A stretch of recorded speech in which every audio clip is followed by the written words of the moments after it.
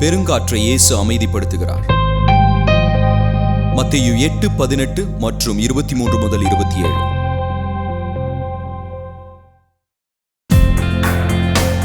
பின்பு திரளான மக்கள் தம்மை சூழ்ந்திருக்கிறதை இயேசு கண்டு அக்கரைக்கு போக கட்டளையிட்டார்.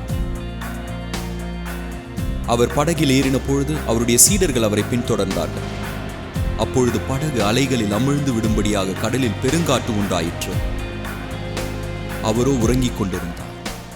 அப்பொழுது அவருடைய சீடர்கள் வந்து அவரை எழுப்பி, ஆண்டவரே, எங்களை காப்பாற்றும், மடிந்து போகிறோம் என்றார்கள்.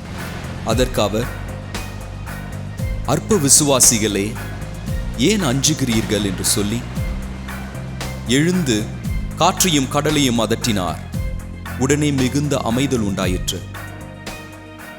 அந்த மனிதர்கள் வியப்படைந்து,